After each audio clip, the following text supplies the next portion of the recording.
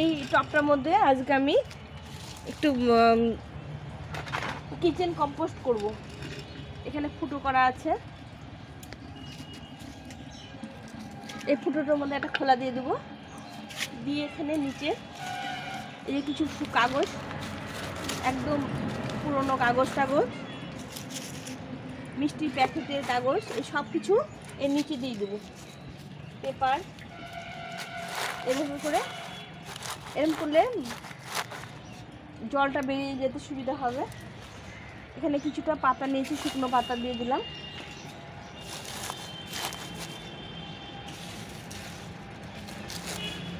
এই শুকনো পাতা দিয়ে এর মধ্যে 1 লেয়ার মাটি দিয়ে দেবো। এটা হচ্ছে গোবর মাটি, এই যে পুরনো গোবর মাটি, এটা দিলে সারটা ভালো হবে।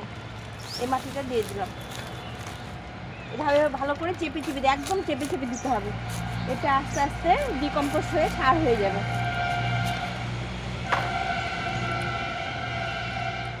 দিয়ে এখানে এই যে নিয়েছি সবজি পচিয়ে রেখেছিলাম। এখন তো শীতের সবজি, প্রচুর সবজি হয়, সবজির খোসা হয়। এই খোসাগুলো সব এর মধ্যে পচিয়ে রেখেছি।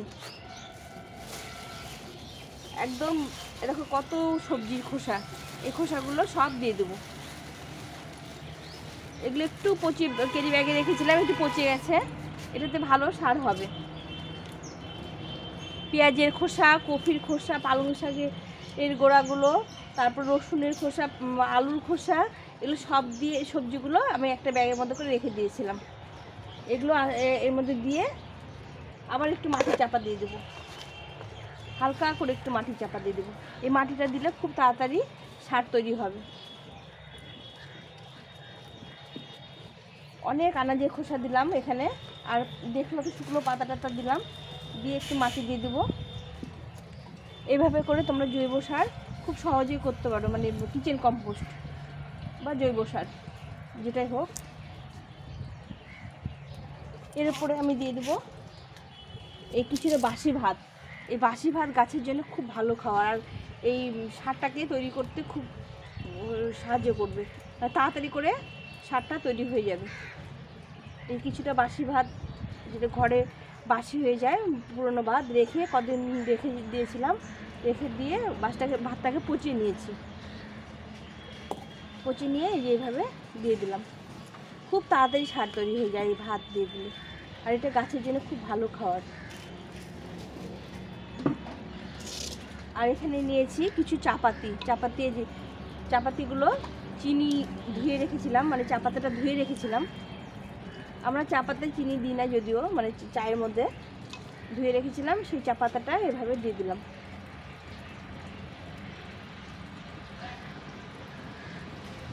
ধুয়ে একটা হাঁড়ির মধ্যে এর মধ্যে পচিয়ে রেখেছিলাম, এটা একদম পচে গেছে রেখেছিলাম। এই চা পাতাটা গাছের জন্য খুব ভালো খাবার। দিয়ে আবার একটু কিছুটা মাটি দিয়ে দেবো।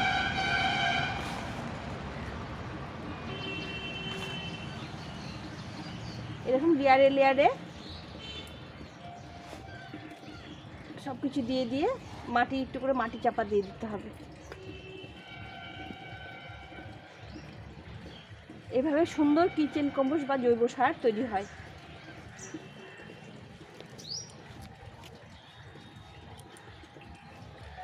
এরপর দিয়ে দেবো এই যে কলার খোসা টোসা শুকিয়ে রেখেছিলাম কিছুটা মাটি সহ, এটা দিয়ে দেবো। পাতা টাতা যত আছে সব এগুলো দিয়ে দেবো, সবার উপরে এটা দিয়ে দেবো। দিয়ে আবার একটু মাটি চাপা দিয়ে দেবো। এই মাটিটা সম্পূর্ণ চাপা দিয়ে দেবো।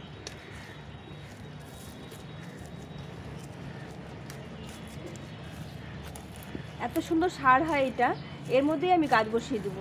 এটা কিছুদিন রেখে, মোটামুটি 15-17 দিন রেখে যখন একদম পচে যাবে, তখন এর মধ্যে গাছ বসিয়ে দেবো।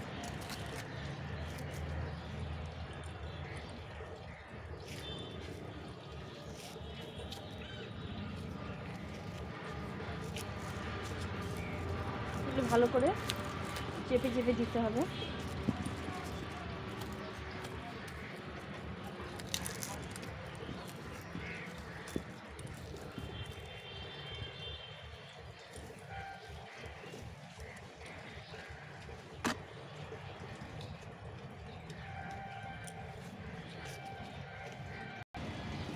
এরপরে আবার এই যে আনাজ যে খোসাগুলো পচিয়ে রেখেছিলাম এগুলো দিয়ে দেবো। এই যে মাছের কাটা, এগুলো হচ্ছে হাড় কুচি, এগুলো সব দিয়ে দিলাম। এই যে হাড় কুচিগুলো দিয়ে দিলাম, দিয়ে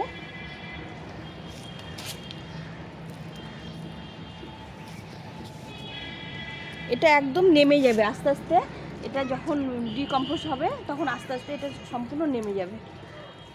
এগুলো হাড় কুচিগুলো দিয়ে দিলাম, দিয়ে এটাকে একটু মাটি চাপা দিয়ে দেবো।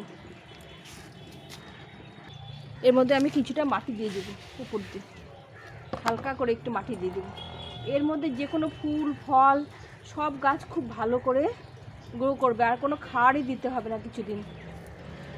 আমি এর মধ্যে ফল গাছ লাগাবো, মালটা গাছ লাগাবো, ওর জন্য আমি এই টবটা তৈরি করলাম। এখন আমি এই যে এখানে বাটিতে গুড় ভিজিয়ে রেখেছিলাম, এটা কিছুটা গুড় ভিজিয়ে রেখেছিলাম, এই গুড়টা দিয়ে দেবো, গুড়ের জলটা এটা দিয়ে, এটা দিলে পরে খুব তাড়াতাড়ি মানে সবজিগুলো গলে যাবে, পচে যাবে। এভাবে দিয়ে রাখলাম। এখন এর মধ্যে একটু জল দিয়ে দেবো অল্প করে,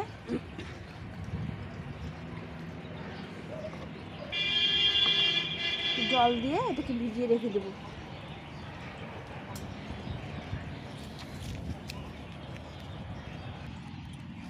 এখন এইটাকে ভালো করে ঢেকে দেবো, এভাবে ঢেকে রেখে দেবো। এর মধ্যে আস্তে আস্তে সার তৈরি হয়ে যাবে, একদম সম্পূর্ণটা পচে গিয়ে মাটি তৈরি হয়ে যাবে। তখন এই মাটির মধ্যে গাছ লাগিয়ে দেবো। আমি ফলের গাছ লাগিয়ে দেবো, যার জন্য এই টবটা করলাম। তোমরা এইভাবে জৈব সার করে গাছ লাগাতে পারো। এটা একদম মাটি হয়ে যাবে যখন, তখন এর মধ্যে আমি গাছ লাগিয়ে দেবো। খুব বেশি দিন সময় লাগবে না। ভাত দিয়েছি, পচা ভাত, তারপরে গুড় দিয়েছি, যার জন্য এটা খুব সময় লাগবে না যে সার হতে। এভাবে করে তোমরা জৈব সার বা কিচেন কম্পোস্ট করতে পারো। এভাবে করে গাছ লাগিয়ে দিলে সুন্দর গাছ তৈরি হয়ে যায়। আজকের মতো ভিডিওটা এই পর্যন্ত। তোমাদের ভালো লাগলে লাইক শেয়ার সাবস্ক্রাইব করে পাশে থেকো। তোমরা সুস্থ থেকো, ভালো থেকো। খুব ঠান্ডা পড়েছে। টাটা।